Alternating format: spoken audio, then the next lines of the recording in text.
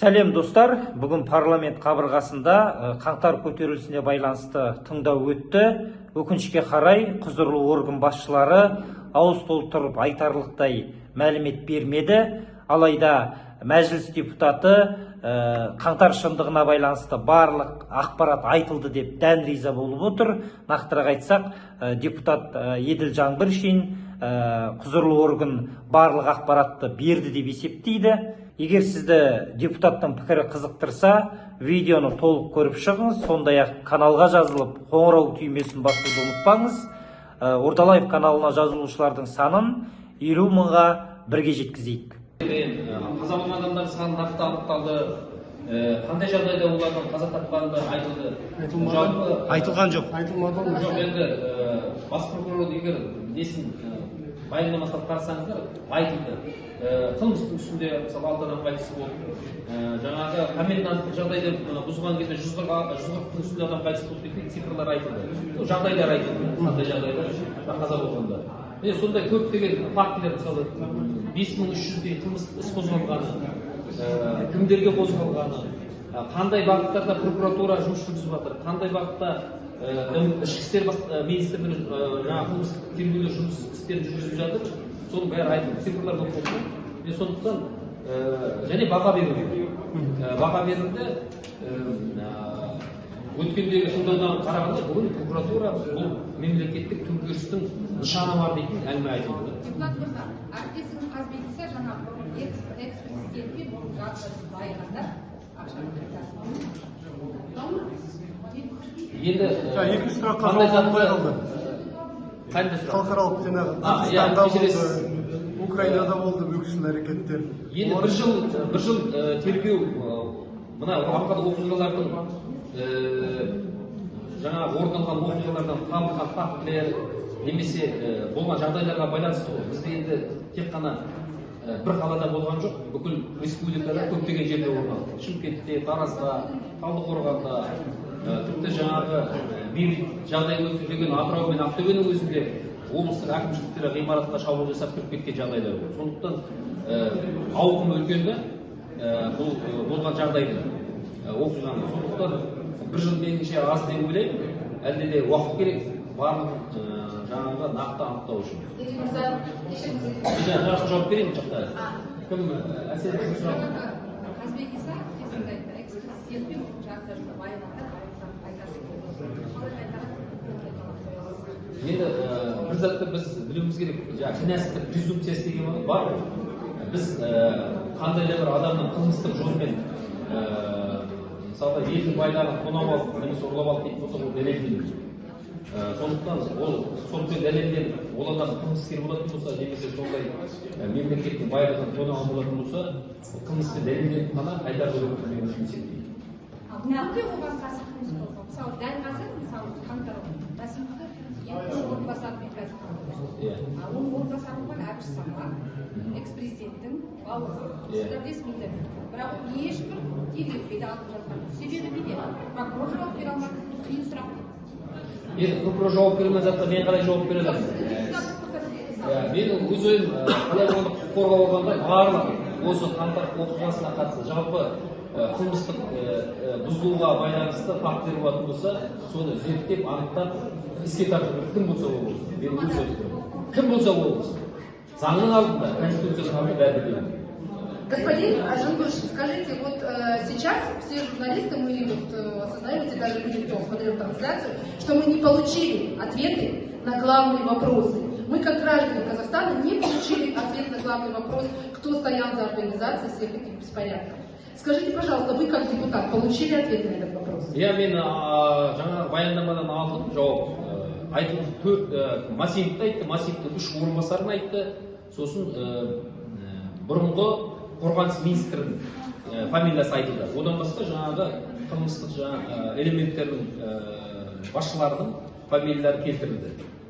Негізгі бас прокурор, енді бізді заңдылықты сақтайтын мемлекетпіз ғой. Оған жауап беретін бас прокуратура, тергеп жатқан бас прокуратура. Бас прокуратураның мәліметі бойынша негізгі ұйымдастырушылар Масимов және оның айналасындағы орынбасарлар деген әңгіме айтылды.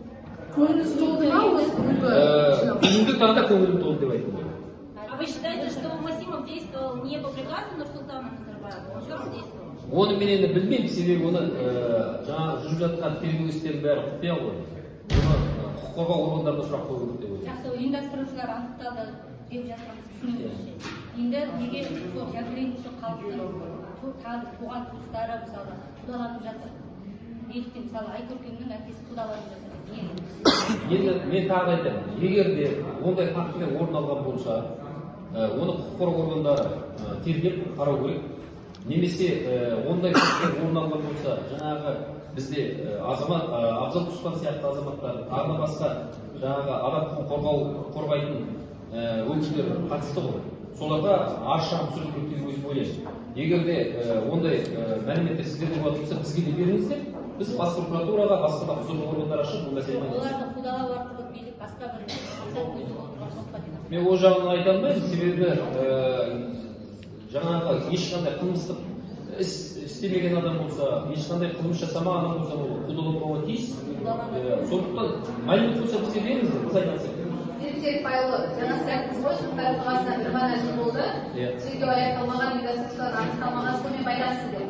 Бірақ Жаңаөзендегі оқиғаны білесіз, 11 жыл бұрынғы, өзіңіздің де қас-қасында болғансыз сол оқиғаның, сол жақтансыз. Бірақ оның да әлі шындық ашылған жоқ, 10 жыл болса да. Қаңтар оқиғасы да Жаңаөзеннің ісіне шындық ашылмай кетіп қалады деген өзіңізде жеке күмән жоқ па? Нұргүлдің сұрағы өте дұрыс сұрақ. Қандай да бір қылмыс болсын, қандай да бір әділетсіздік болсын, түбі ашылады. Бүгін болмаса ертең болмаса арғыны, ол қалай болғанда да ол ешқашан да жасырын қоғамнан болмайды деп есептеймін. Сондықтан онда бір уақыт келер, Жаңаөзеннің де қаңтар оқиғасының да басқа да болған жағдайларында бәрін біз жаңа кімдер ұйымдастырды, кімдер тапсырыс берді, оның бәрі халыққа, елге, қоғамға жарияланады. Нақты жауап алған жоқ, сізді тергеу болса созбай деген дұрыс деп ойлайсыз ба?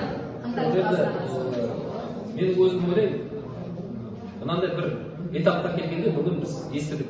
Қанша қылмыс болды, кімдер оны айналысты, қандай жаңағы фактілер болды, оларымыз көрдік. Енді жаңа спикер де айтты, біз де айттық, бұнымен тоқтап қалмайды ғой. Бұл мәселе қайтадан көтеріледі. Ертең тағы да жаңа деректер пайда болатын болса, парламентке алып келіп, бұл мәселені тағы да біз сіздермен бірге талқылаймыз. Оған ешқандай мен кедергі көріп тұрған жоқ. Тергеудің парламентте тыңдалуы, прокурорлардың журналистермен кездесіп қайта сұхбат беруі, биліктің қаңтар оқиғасына қатысты тергеуді осылай бірте-бірте жауып тастауға талпынысына ұқсайды. Мен олай деп ойламаймын, Нұргүл.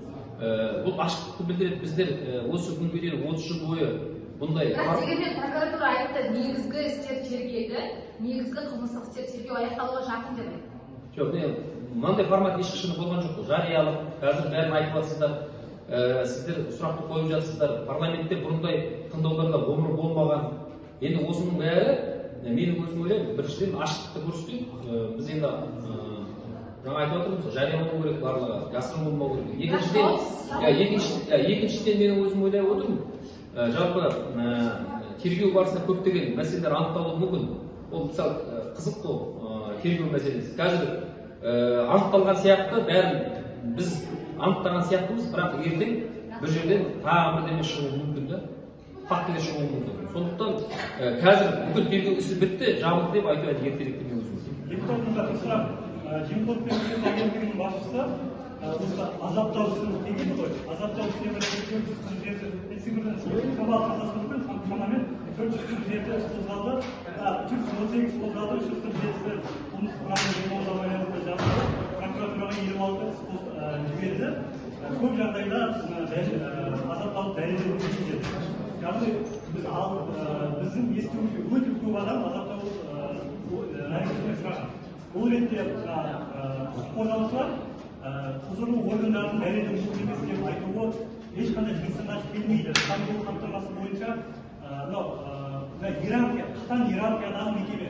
Полиция түрмесінде мекемесінде қайтыс болды ма, сол күні адамдар маске киді ма, онда полицияның мекемесінде одан жоғары кім бар?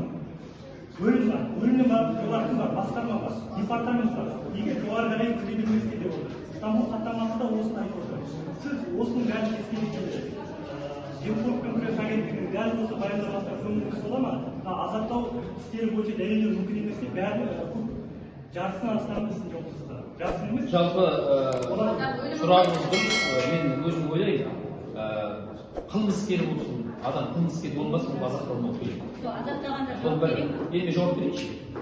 Екінші мәселе, жаңағы біз анықтай алмадық, сонда жаңағы мүмкін болмады дейтін мәселелерге де менде көңіл болған жоқ сіз сияқты. Сондықтан оны олар анықтау керек. Егер де ол анықтай алмаса, соған жауап жаңағы сіз айтқан басшылар жауап беру керек.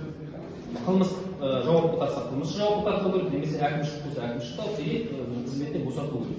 Егер де сондай жағдай орын алған болса, ол департаментте немесе жаңа айтып отқан ішкі істер басқармасына, яғни ол жерде жағдайы жақсы емес екенін көрсету керек. Сондықтан мен толық келісемін, барлық сондай азаматтар жаңағы азаптауға түскен соған жауапты мекеме орган басшылары қалай болады жауап беру. Прокуратура егер заңнаманы орындамаса, осы азаматтармен арнайы тыңдау ұйымдастыра аласыздар ма? Оны енді қазір айта алмаймын, бірақ прокуратура сол азаптауға байланысты өздері арнайы тергеу жұмыстарын жүргізеді. Депутат мырза, 3,5 сағатқа жуық тыңдау болды, бірақ ешқандай бір жаңа мәлімет қоғам күткендей ешқандай жаңалық айтылған жоқ. Жалпы қоғам арасында бұл іске Мәсімов емес, Мәсімовтің үстінде Мәсімов бұл жерде жай ғана орындаушы, одан да жоғары адамдар бар деген деректер айтылады, сөздер айтылады, болжамдар айтылады. Неге Мәсімовтен басқа азаматтардың аты аталып түстелмеді? Мәсімовтен басқа адамдар аты түстелді, ол орынбасарлары және басқа адамдар. Енді былай ғой, бір адамды кінәлау үшін оған факт керек, дәлел керек. Анау айтып жатыр, жұрт айтып жатыр, базарда жаңағы сатушылар билеп жатыр деген ол заңға сәйкес келмейді. Біз айтамыз ғой, біздің Қазақстанда заң үстем болу керек, жаңағы заңдық біз кеңістікте өмір сүруіміз керек. Егер де біз біреуді кінәлаймыз дейтін болсақ, ол қылмыс дәлелденеді. Қылмыс дәлелденбеген адамды қылмыскер деп айтуға болмайды. Бір. Екіншіден, жаңағыда ешқандай жаңалық болған жоқ деп. Менің өзім ойлаймын, үлкен саяси, құқықтық бүгін баға берілді. Бұл қаңтар оқиғасы мемлекетті төңкеру нышандары бар. Соған әрекет етілді, ұйымдастырылған. Түсініктеді ғой. Мемлекеттің жаңағы төңкеріс жасауға ұмтылыс деген осындай бас прокурордың аузынан айтылды ғой. Бұл әңгіме бұрын айтылмаған әңгіме. Екіншіден, жаңа айтып отырған бірнеше адамның аты жөндері айтылды. Тергелді. Оларға жаңағы құқықтық бағалар берілді. Қаншама жаңағы қылмыстық істер қозғалды, қаншама қару-жарақ тәркіленді, қандай жағдайлар болды. Бәрі жақсы, ол түсінікті. Билік осыған дейін екі тапсырыспен екі кітап шығарды. Екеуінде де жалпы Назарбаев пен Назарбаев әулетін айыптайтын сөздер жазылған. Енді соңғы кітапта 3 жыл Назарбаев билікті президент болып отырып, Кәрім Мәсімов премьер-министр болу керек деген сөздер айтылды. Қоғамда көбісі айтады, мына Мәсімовтің жоғары жағында Назарбаевтың тапсырмасын орындауы мүмкін деген сөздер айтылады. Сіздер неге осы жолы сондай бір әулетке қатысты бар адамдардың аты аталмады осы жолы? Мен тағы да айтамын. Біреуді тапсырыс беріп, біреу қылмыс жасады деп айту үшін ол дәлелденбейді. Егер дәлелденбеген зат болатын болса, оны біз айта алмаймыз. Неге кітап жазылды онда? Ол кітап жазған адамнан сұрау керек. Ол қайдан алды ол ақпаратты? Кім берді оған ақпаратты? Сондықтан ол өзінің ойы болуы мүмкін. Ол жазған журналистің немесе политологтың. Сондықтан мен оған жауап бере алмаймын. Қоғамда жалпы билікке сенбеушілік өте жоғары. Мына жағдайдан кейін мәселе жоғары екен. Жоқ, сіз пікірлерді оқыңыз, астына комменттер жазылған. Қоғамның пікірі емес. Қоғамның пікірі деп те қабылдауға болады, өзіңіз білесіз оны. Менің сұрағым, жалпы бүгінгі тыңдаудан кейін, жалпы билік халық сіздерге сене ме мәселен? Шындықты әлде де жасырып отырсыздар? Жоқ, енді қандай шындық? Мен мысалы ештеңе жасырып отқан жоқпыз. Біздер депутаттық сауал жолдадық, өзіміздің ой пікірімізді айттық. Қылмыстық жаңағы істер бойынша тергеу жұмыстар жүріп жатыр. Егер жасырын бір фактілер болатын болса, сіз айтыңыз бізге. Беріңіз сізде ондай фактілер болатын болса. Біз нені жасырып отырмыз? Мысалы, парламент нені жасыру мүмкін? Біз сауал бердік, шақырдық, мында келіп олар тыңдады. Сұрақтарымызға жаңағы жауаптарын алдық. Өзіміздің ой пікірімізді айттық. ал егер де Жоқ, қоғам сене ма осы сізге сене ма мәселен? Депутатқа, парламентке? қоғам деген не ол? Қоғам деген Халық тұрады да, халықтың ішінде сенетін адам бар, сенбейтін адам бар. Оны қоғамның бәрі сенеді, қоғамның бәрі сенбейді деп айтамын мен. Сондықтан бүкіл қоғамның атынан сөйлеуге де болмайды. Әркімнің өзінің пікірі бар, әркімнің өзінің ойы бар. Сондықтан бүгінгі таңда қоғамның сұрап отырған сұрақтарын біз қойдық. Тиісті органдар өздері жауаптарын берді. Ары қарай қоғамның пікіріне салайық. Оларды ол қанағаттандырды ма, қанағаттандырды. Депутат мырза, бір сұрағымыз бар. Қазір мынау мәжіліске келді. Жоқ, мәжіліске келген адамдардың ішінде жалпы кәсіпкерлер болды, зардап шектік деп жылады, тағы да еріктілер болды. Неге осы қаңтар көтерілісінде қаза тапқан ата-аналары келмеді? Неге оларға сөз берілмеді? Бізге дүние мүлік қымбат па, жоқ әлде адам қымбат па? Жоқ, енді адам қымбат па бізге? Сол мәселе бойынша ма бүгін жасалып жатқан? Неге онда ата-аналары келмеді, бауырлары келмеді? Ол мәселені қалай деп айтсам болады? Бұл жерде менің ойымша мына жалпы болған жағдайға саяси, құқықтық баға беру керек болды. Болған жағдайдың бәрін нақты айту керек болды да. Себебі сол қаңтар оқиғасында соған қатысқан, өздері куә болған, соның ішінде болған, сол фактілердің бәрін білетін адамдар ғана шақырылған болады деп ойлаймын. Себебі қарап отырсаңыз, жаңағы кәсіпкер, жаңа жерде адам құқығын қорғайтын жаңағы абзал Құспан, себебі ұсталған адамдармен жұмыс жасады. Одан кейін волонтер бар, басқа да жаңа осы процесте болған адамдар ғана шақырылды. Ал зардап шеккен адамдар да бар ғой, әртүрлі мүгедек болған адамдар бар. Олар келсе, зардап шеккен адамды мысалы жаңағы шешемізді көрсетті, баласы қайтыс болған видеода. Ал оның жүрегін жаралап, ананың бәрін көрсету қаншалықты қажеттілігі бар деп ойлаймын. күш құрылымдарының анасы. Неге ол қарапайым адам? Күш құрылым болсын, қарапайым адам болсын, адам ғой. Бірақ мысалы мен осы сұрақ көңілге біз көрмеге қатысты жиынның алдында жиын барысында құзырлы органдардың басшыларының баяндамасында 238 адамның ішінде 19 адам күш құрылымдарының өкілі, 219 адам азаматтық тұлға. Бірақ бүкіл баяндама кезінде барысында да көрмеде де осы 19 адамның зардап шеккені,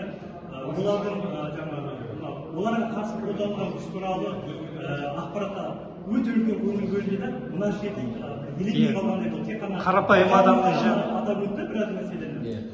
Бұл пропорциялық тұрғыда дұрыс па өзі? Репрезентация тұрғысынан, өйткені 219 адамдікі бір түйме болды да, 19 адамдікі олар айналдырып деп үлкен мәселе айтады. Мысалы Қызылордада жаңағы әскери адамдар қашып кетті деген адамды үлкен айыптармен соттап жатыр, бірақ қаншама 219 адам ішінде қаншама адамның қазасы мысалы сөндіру бары бойынша тергеліп жатқан.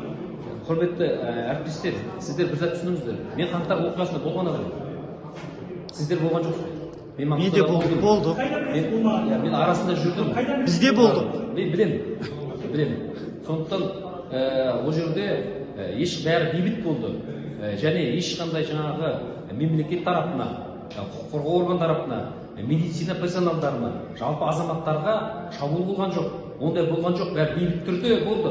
Ал сосын мемлекет жаңағы бейбіт халықта қырды деген бұрмалауды қою керек. Бұл бұрмалау емес. Тыңдаңыз. Бұл солай. Екінші мәселе, бұл фейк ақпараттар. Екіншіден, мен айтайын дегенім, 5 январь күні қаңтар күні қолына қарусыздан қаскөйлер қарусыз жауынгерді өлтіріп тастады.